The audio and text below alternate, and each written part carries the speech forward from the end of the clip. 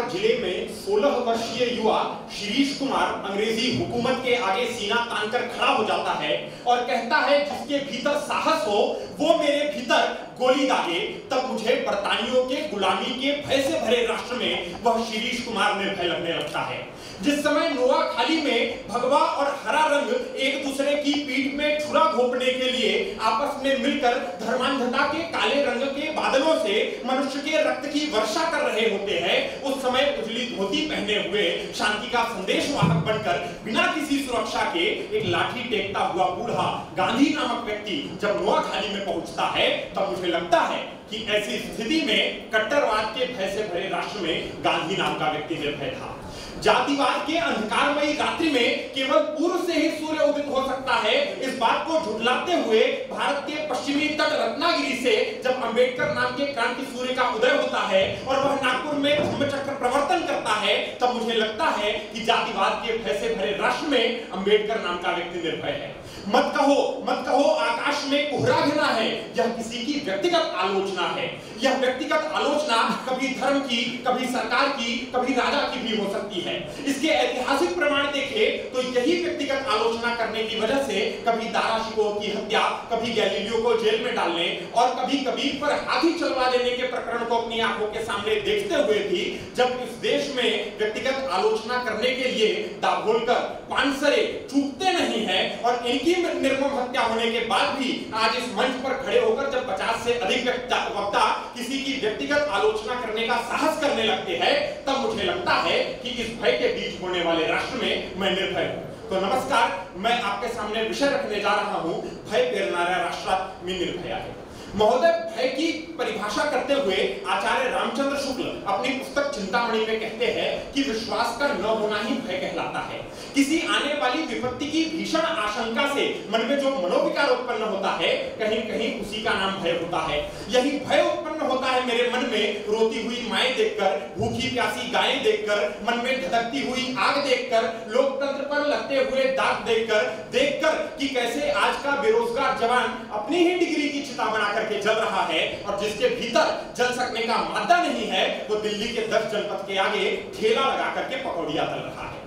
यही भय जब सरकार के मन में व्याप्त होता है तो वह किसानों के कंधे पर अपने स्वार्थ की बंदूक रख के गोलियां चलाता है और जब उसका स्वार्थ सिद्ध हो जाता है तो कभी मंदसौर में उन्हीं किसानों पर गोली दागता है, कभी बारामती में पानी उछालता है, कभी कराड़ में स्याही उछालता है। परंतु जब वही किसान लोकतंत्र का संबल अपने हाथ में लेकर के देश की राजधानी में लगातार 2 वर्षों तक अपने मांग की गुहार करते हैं, तब उस बहरी सत्ता के कान में पराभव की गूंज और उसकी आंख में हार का भय दिखलाई देने लगता है और तब जीत के साहस से भरा हुआ वह किसान कहता है कि लो, इस भय से भरे राष्ट्र में मैं निर्भय हूं। महोदय, कहा गया है कि खींचो न कमानों को न तलवार निकालो, जब तोप मुकाबिल हो तो अखबार निकालो। परंतु रिपोर्ट कहा करती है कि 2022 में 67 पत्रकारों की हत्या कर दी जाती है, 200 से अधिक पत्रकारों के ऊपर जानलेवा हमले होते हैं, लोकतंत्र के चौथे स्तंभ को कहीं न कहीं खोखला किया जा रहा होता है। और ऐसी परिस्थिति में जबकि पत्रकारों की आंख पर भय की पट्टी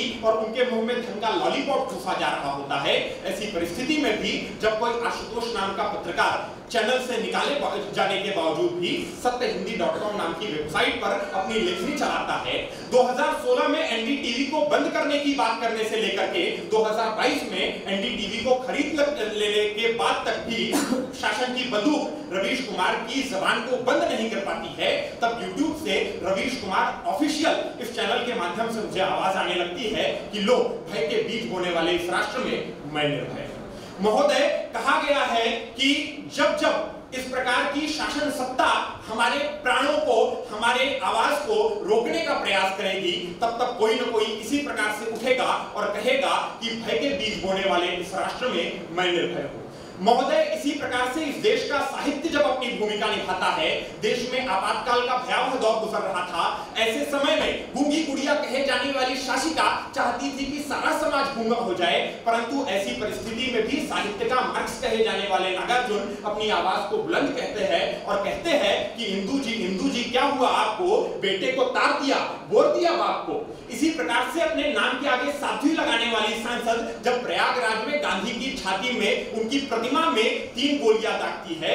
ऐसी परिस्थिति में उसी प्रयागराज में खड़े होकर के इमरान प्रतापगढ़ी कहते हैं कि ये किसने कहा आपसे आंधी के साथ हूं, मैं गोडसे के दौर में गांधी के साथ हूं। इसी प्रकार से जब इस देश का राजा चाहता है कि इस देश के वैविध्यमयी बाग में केवल एक ही रंग के फूल हो, केवल एक ही रंग की भाषा हो, केवल एक ही ढंग की इमारतें हो, उस समय इस देश के बड़े मंच से साहित्य के पुरोधा राहत इंदौरी खड़े होते हैं और कहते हैं कि सभी का खून शामिल है यहाँ की मिट्टी में, किसी के बाप का हिंदुस्तान थोड़ी है। तब उस समय उनकी माइक से निकलती हुई गूंज और प्रत्युत्तर में उठता हुआ तालियों की गड़गड़ाहट मुझे यह बताने लगती है कि सचमुच भय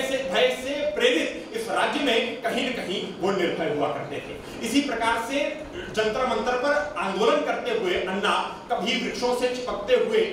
उत्तराखंड के ग्रामवासी और कभी महाराष्ट्र में कंत्राटी भर्ती के जीआर के विरोध में खड़ा हुआ महाराष्ट्र का युवक मुझे यही कहता हुआ लगता है कि भय के बीज बोने वाले इस राष्ट्र में मैं निर्भय हूं। परंतु यह निर्भयता हमें अनेकों गांधी, अनेकों दाभोलकर, अनेकों पानसरे की हत्या के पश्चात मिली है। इसीलिए आज आवश्यकता है हर व्यक्ति को इतना निर्भय हो जाने की कि शासन सत्ता के मन में हम वह सकारात्मक भय पैदा कर सके जिससे उन्हें पता चले कि यह शाही लोक का राज नहीं अपितु लोकशाही का राज है और इसे चलाने के लिए इटली के फूट डालो और राज्य करो की नीति नहीं चलेगी। इसे चलाने के लिए अंबेडकर के समता, गांधी के सर्वोदय और विनोबा के सवै भूमि गोपाल की भावना की अत्यंत आवश्यकता है। यही निर्भयता की आप सबके मन में भी आशा करता हूं और केवल यही कहता हूं कि अपने हाथों से अपना भगवान बनाओ, अपने हाथों से अपना भगवान बनाओ, अपने मेहनत को अपना ईमान बनाओ, राम की इस धरती गौतम की भूमि को सपनों से भी प्यारा हिंदुस्तान बनाओ।